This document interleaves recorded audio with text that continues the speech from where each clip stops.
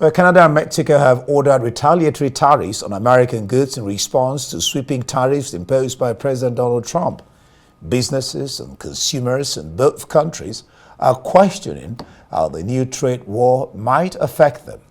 Canada initially ordered tariffs of 25% on American imports starting Tuesday, including beverages, cosmetics, and paper products worth 30 billion Canadian dollars. A second list of goods was to be released soon, including passenger vehicles, trucks, steel and aluminium products, certain fruits and vegetables, beef, pork, dairy products, aerospace products, and more. I am announcing Canada will be responding to the U.S. trade action with 25% tariffs against $155 billion worth of American goods. This will include immediate tariffs on $30 billion worth of goods as of Tuesday, followed by further tariffs on $125 billion worth of American products in 21 days' time to allow Canadian companies and supply chains to seek to find alternatives.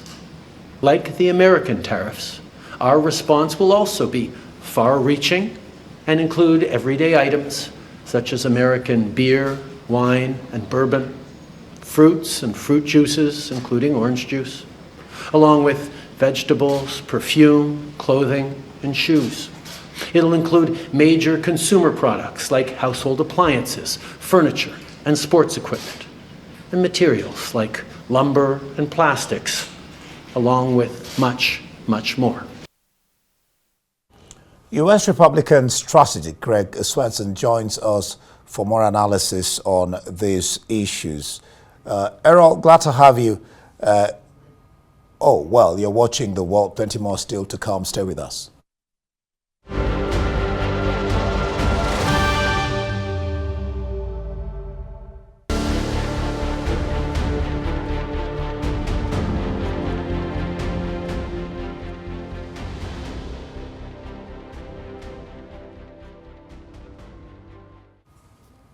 All right, glad to have you back. U.S. Republican strategist Greg Swenson joins us for more analysis on these issues. Greg, glad to have you join us on. Thanks for having me. The world, yeah.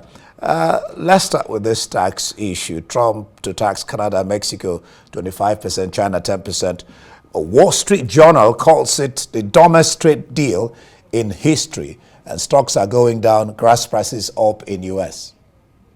Yeah. Well, having read the Wall Street Journal my whole life, I'm always a follower of the opinion pages there, and I thought they were, they had some points, but I do think they missed a few points as well.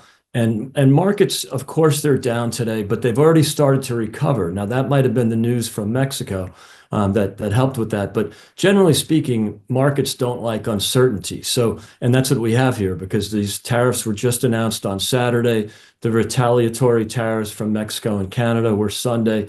So this is all fresh news, and the markets, they like to know exactly what's going to happen. And when you threaten tariffs or you put tariffs on, even though they might not actually be applied, that doesn't really help the markets because, again, they like certainty. The good news today is that the president of Mexico has already had a conversation with President Trump and has agreed to send 10,000 troops to the border to help stop the illegal migration and the fentanyl coming in. So they've already, in some respects, the tariff threat has already worked. It worked 10 days ago with the president of Colombia when he wouldn't allow U.S. planes to land in Colombia, and Trump threatened tariffs, and 30 minutes later he changed his mind.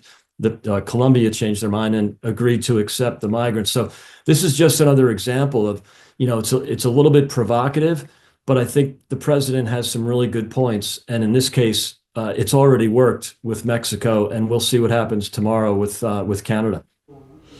Well, when you say it's already worked, one wonders what happens to discussions before tariffs. I mean, he was talking to us a while ago, and then now it's delayed that on Mexico. But Trudeau, Canada, they are retaliating, and China promises countermeasures too.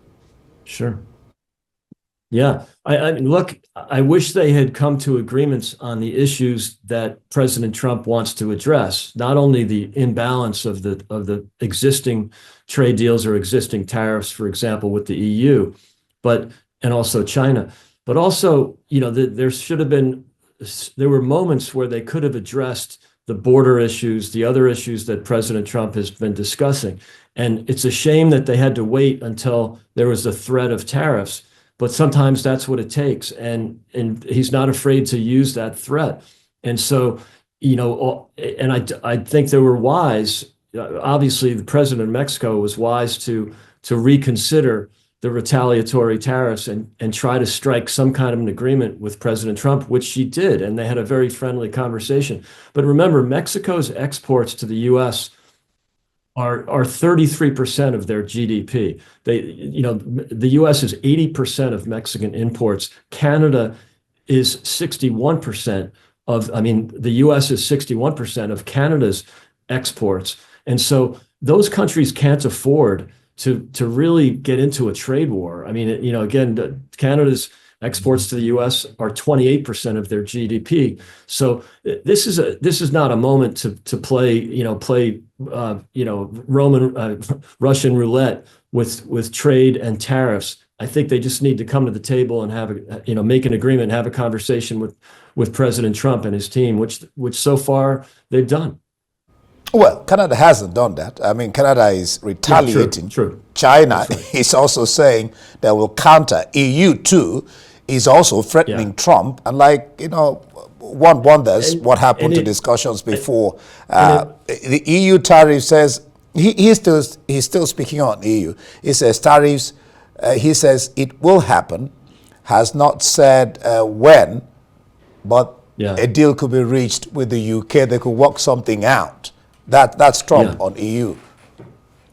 I would hope that both the EU and the UK, obviously the UK is in a much better position. They have a more of a relationship with President Trump, believe it or not. But right now, Germany's tariffs on US cars is 4 times what the US charges on German cars. So they need to fix some of the imbalances. And also remember, the EU has a trade surplus of 230 billion. China has a trade surplus of 300 billion. So they are totally dependent on trade with the US. And the US, on the other hand, is much less dependent.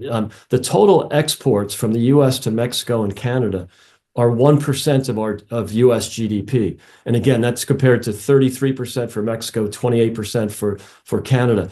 So these countries, and in this case of Europe, the EU, they really can't afford to get into a trade war. So they'd be really wise to settle and just get to the table with the president and the administration and just try to work something out. So there's just, there's some corrections to what's broken in terms of tariffs, existing tariffs. And if there's issues that President Trump has tried to address, like the lack of commitment to defense spending in NATO, which is basically the EU, and also with Canada especially, they're spending 1% of their GDP on defense and security. The minimum for the NATO is 2%. They're not meeting it, and they don't look like they have any intention of changing that. So that has to change. And I think that, the threat of tariffs is one of the ways that President Trump can get these countries and the EU to really get to the table and fix some of the problems.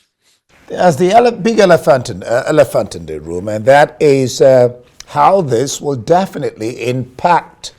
I mean, the U.S. citizens, they're the ones going to pay for it, because almost all the shoes they use in the U.S., well, quite some, are imported from China. Yeah. Already, Trudeau has told his people, told Canadians, look, you're going to have issues. Don't buy Canada products instead of U.S. Right. So the question of how this will impact citizens in the U.S. Yeah, I think it's a great question. And look, there's always that risk that there could be some higher prices on the goods that are tariffed. However, we don't know that for sure, because when Trump put tariffs on over 200 billion of Chinese goods in his first term, there was no meaningful inflation on those goods. And so there's not a lot of data on it because tariffs really haven't been used in quite some time at this level. But I don't think the American consumer is that worried. And as the two people that were interviewed at the beginning of the segment were saying, they're even willing to pay a little bit more. I think Americans in general would rather pay more for coffee or for gasoline from Canada or coffee from Mexico if they don't have convicted felons living in their towns. And that's what we have right now. So many of the illegal migrants are also convicted murderers and rapists, and they're sex trafficking and drug trafficking. I think everybody's willing to pay a little more for coffee if they can ensure that we'll get cooperation from both Mexico and Canada to keep illegal traffickers out of the country and off the border. So, I think there's some limits to that, of course, if prices go really high, but I don't think that will happen. I think the better way to address inflation is reducing spending, which is reducing the regulatory burden on the private sector so that more products and services can be delivered and keep prices down. So, right now, I think so far so good in spite of the volatility in the markets, in spite of all the headlines. But just to see how, the president of Colombia rolled over quickly and the president today of Mexico rolled over quickly. We'll see what happens with Prime Minister Trudeau. But so far it's working, and I don't see a lot of these tariffs won't be applied, so we won't have that inflation.